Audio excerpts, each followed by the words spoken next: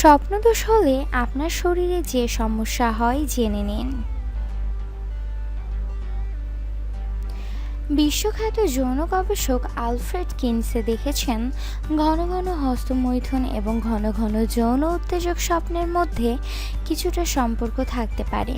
সাধারণভাবে যেসব পুরুষের ঘন ঘন স্বপ্নদোষ হয় তারা কম হস্তমৈথুন করেন। এসব পুরুষের কেউ কেউ গর্বিত হন এই ভেবে যে তাদের ঘন ঘন স্বপ্নদোষ হয়। এ কারণে তারা হস্তমৈথুন করেন না, অথচ এদের বেলায় উল্টোটা সত্যি। তারা হস্তমৈথুন করেন না কারণ তাদের ঘন ঘন স্বপ্নদোষ হয়। একজন পুরুষের স্বপ্নদোষের মাত্রা বেড়ে যায় যদি তিনি টেস্টোস্টেরন সমৃদ্ধ ওষুধ গ্রহণ করেন। একটি গবেষণায় দেখা গেছে কিছু সংখ্যক বালক টেস্টোস্টেরনের মাত্রা বাড়ানোর ফলে তাদের স্বপ্নদোষের মাত্রাও মারাত্মকভাবে বেড়ে গেছে। 17% থেকে বেড়ে দাঁড়িয়েছে 90%। বয়সন্ধিকালে 13% পুরুষের প্রথম বীর্যপাতের অভিজ্ঞতা ঘটে স্বপ্নদোষ হিসেবে, তবে অনেকেই ঘটায় হস্তমৈথুনের মাধ্যমে। স্বাভাবিকভাবে বীর্যপাতের পরে পুরুষাঙ্গ শিথিল হয়ে যায়, তবে স্বপ্নদোষের ক্ষেত্রে বীর্যপাতের পরও পুরুষাঙ্গ শক্ত থাকে। যদিও স্বপ্নদোষ প্রতিরোধ করতে কিংবা বন্ধ করতে বেশ কিছু চিকিৎসা রয়েছে, তবে অনেকেই সেই চিকিৎসার মধ্যে যান না।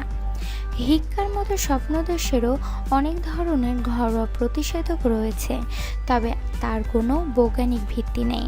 তাছাড়া স্বপ্নদোষ কোনো শারীরিক ক্ষতি করে না বলে এবং কোনো ধরনের সমস্যার সৃষ্টি করে বলে সাধারণত চিকিৎসা গ্রহণের পরামর্শ দেওয়া হয়।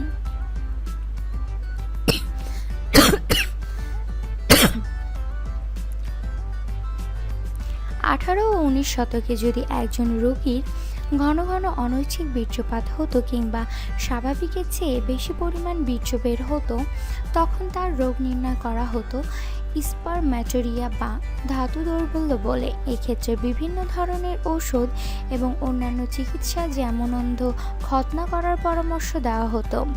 বর্তমানে কিছু হার্বাল ওষুধ দিয়ে অনেকে এর চিকিৎসা করলেও তার কোনো বৈজ্ঞানিক ভিত্তি নেই। প্রচলিত ধারণা স্বপ্নদোষ নিয়েও অনেক রোগী স্বপ্নদোষ হওয়াকে মারাত্মক রোগ বলে মনে করেন। তাদের ধারণা যৌবনে এটা একটা প্রধান যৌন সম্পর্কিত রোগ। কেউ কেউ নানা ধরনের চিকিৎসা করা নন্দ, এমনকি স্বপ্নদোষ ও হস্তমৈথুনের জন্য প্রচলিত ব্যয়বহুল চিকিৎসা করান। তাদের এই অজ্ঞতার সুযোগ নেন অনেকে, স্বপ্নদোষকে ভয়াবহ রোগ হিসেবে অভিহিত করে রোগীর মনে আতঙ্ক সৃষ্টি করেন। এতক্ষণ ভিডিওটি দেখার জন্য আপনাকে অসংখ্য ধন্যবাদ। ভিডিওটি ভালো লেগে থাকলে প্লিজ চ্যানেলটি সাবস্ক্রাইব করুন, ভিডিওটি লাইক ও শেয়ার করুন। Thank you.